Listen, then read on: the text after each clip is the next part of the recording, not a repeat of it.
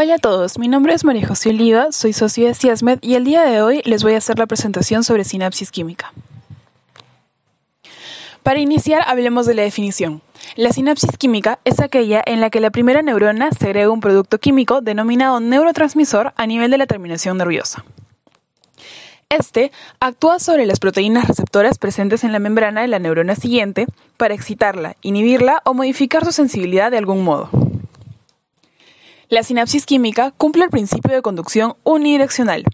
Esto quiere decir que al estar las sinapsis polarizadas, sus lados yuxtapuestos tienen estructuras distintas.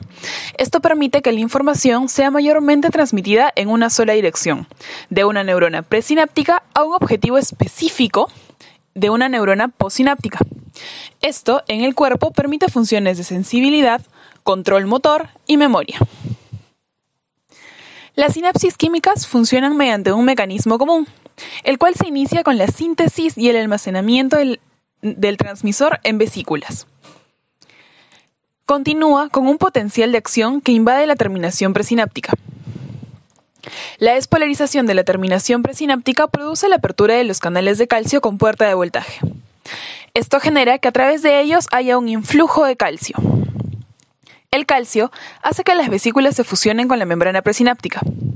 Es así que el transmisor es liberado en la hendidura sináptica por un proceso que se denomina exocitosis. El transmisor se une a las moléculas receptoras en la membrana postsináptica, generando la apertura o cierre de canales postsinápticos. La corriente postsináptica produce un potencial postsináptico excitador o inhibidor que cambia la excitabilidad de la célula postsináptica. A continuación, para que termine la sinapsis química, debe ocurrir la remoción del neurotransmisor por captación glial o degradación enzimática. Y para que termine el ciclo de las vesículas, debe ocurrir la recuperación de la membrana vesicular desde la membrana plasmática. Para empezar con una explicación más específica de las partes de la sinapsis química, hablaremos de los tipos de síntesis de neurotransmisores.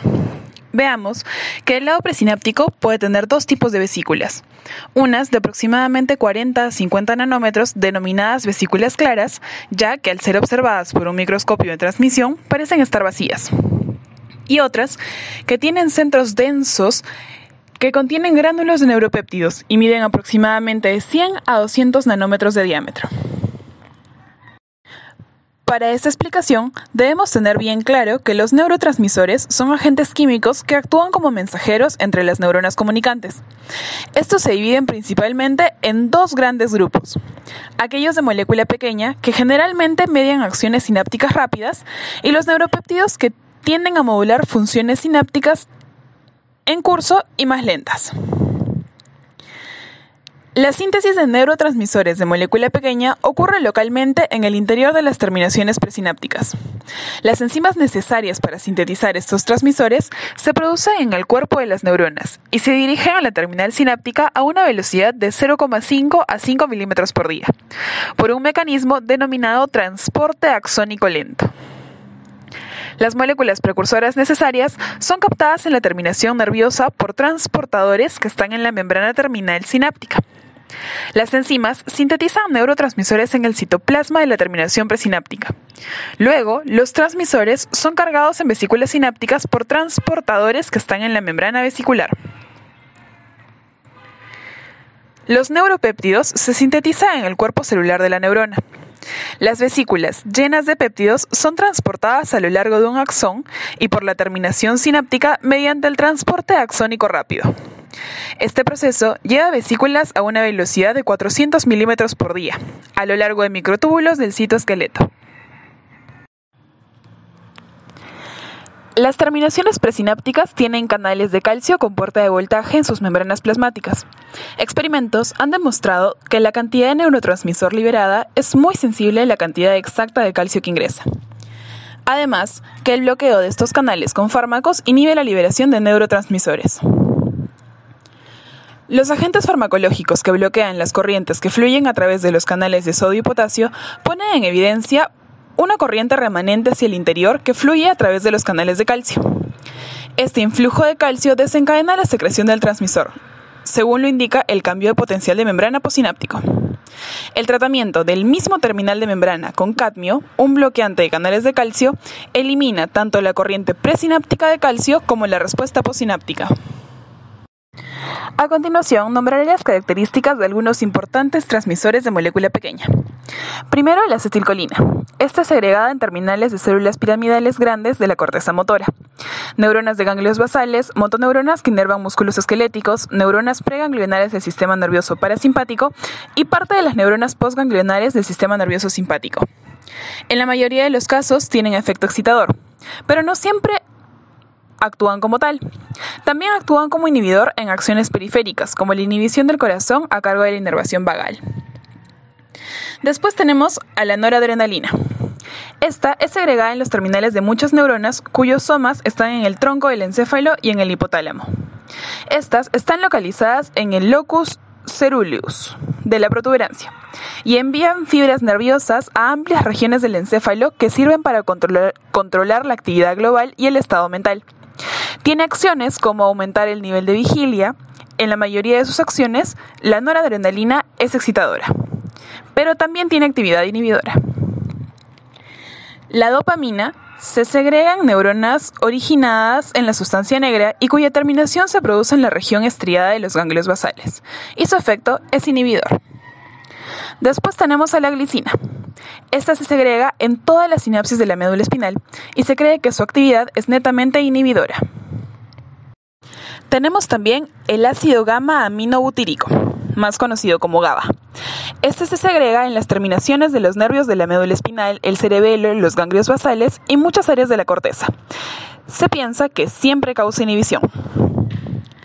También tenemos el glutamato. El glutamato se segrega en los terminales presinápticos de muchas vías sensitivas que penetran en el sistema nervioso central, lo mismo que en muchas áreas de la corteza cerebral. Probablemente siempre causa excitación. También tenemos a la serotonina, segregada en los núcleos originados en el rafe medio del tronco del encéfalo, que proyectan hacia numerosas regiones del cerebro y la médula espinal, especialmente en las astas dorsales de la médula y el hipotálamo. En la médula actúa como inhibidor de las vías de dolor y se piensa que la acción inhibidora sobre las regiones superiores del sistema nervioso ayuda a controlar el estado de ánimo de la persona, tal vez incluso provocando sueño. Por último tenemos el óxido nítrico.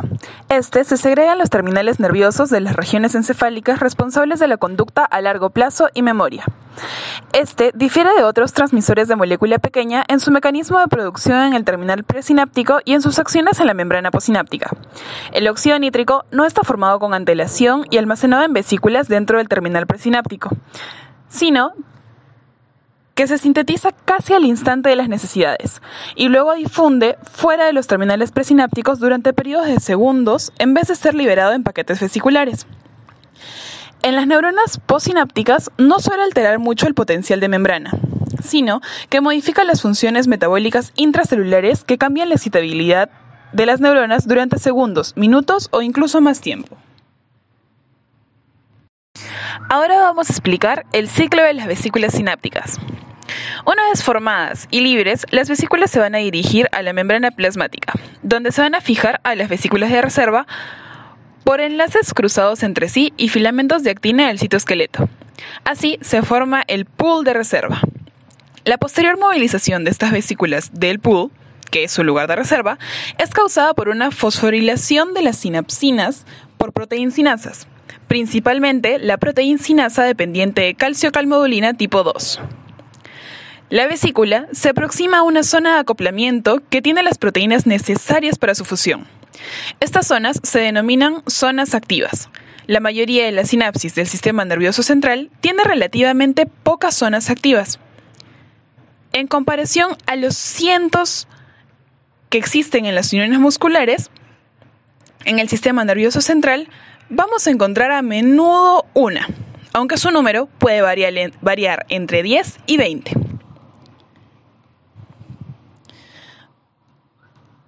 A continuación, una de las proteínas del complejo SNARE, la sinaptobrevina, se encuentra en la membrana de las vesículas sinápticas, mientras que las otras, las sintaxinas y la SNAP25, están en la membrana plasmática.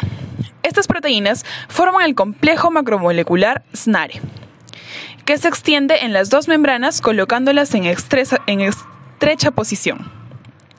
Las proteínas SNARE no fijan calcio, lo que significa que la regulación de la liberación de neurotransmisores por calcio es mediada por otras moléculas. Este trabajo es hecho por una proteína llamada sinaptotagmina, hallada en las membranas de las vesículas sinápticas. Esta proteína actúa como sensor de calcio. Este ion cambia las propiedades químicas de la sinaptotagmina y permite que se inserte en las membranas y se una a las proteínas del complejo SNARE. Es así como la membrana vesicular se une a la membrana plasmática y libera el neurotransmisor. Ahora, después de la liberación del neurotransmisor, la membrana de la vesícula es reciclada por un proceso conocido como gemación endocítica. La proteína más importante de la membrana plasmática en este proceso es la clatrina. Esta proteína tiene una estructura denominada triskelia, ya que posee 3 patas. Durante la endocitosis, las triskelias de la clatrina se unen a la membrana que va a ser recuperada. Proteínas como AP2 y AP128 conectan la clatrina a las proteínas y los lípidos de membrana. La epsina y la EPS15 ayudan a reunir las triskelias individuales en estructuras que se asemejan a cúpulas geodésicas. Estas aumentan la curvatura de la membrana en gemación hasta formar una vesícula con cubierta. Una proteína llamada dinamina produce la separación final de la membrana que completa la formación de vesículas. Las cubiertas de clatrina son eliminadas por una tepeasa, la HSC70, con otra proteína llamada auxilina, que sirve como cofactor al reclutar HSC70 para la vesícula. Ya para terminar, hablemos de los receptores. Los receptores de los neurotransmisores son proteínas introducidas en la membrana plasmática de las células postsinápticas y tienen un sitio fijador para los neurotransmisores extracelulares que detecta la presencia de neurotransmisores de la hendidura sináptica. Estos receptores se clasifican principalmente en 2 tipos, las de tipo ionotrópico y las de tipo metabotrópico. Las de tipo ionotrópico tienen un dominio que atraviesa la membrana formando un canal iónico y se clasifican en 2 tipos dependiendo del ion que transporten. Es así que tenemos los canales catiónicos cuya clase más frecuente suele dar paso a iones sodio, aunque también hay para potasio y calcio. Y a los canales aniónicos, que permiten el paso de iones cloruro y otros aniones. El segundo tipo de receptor son los metabotrópicos. Estos son denominados así porque el movimiento eventual de los iones a través de un canal depende de los pasos metabólicos interpuestos. Estos no poseen canales iónicos en su estructura, sino que actúan mediante la activación de moléculas intermedias denominadas proteínas G. La unión del neurotransmisor a los receptores activa la proteína G, las que entonces se disocian del receptor e interactúan directamente con los canales iónicos o se unen a otras proteínas efectoras, como enzimas, para formar mensajeros intracelulares que abren o cierran canales iónicos. Y bueno, eso es toda la base sobre las sinapsis químicas. Espero que les sirva y muchos saludos, que tengan un buen día.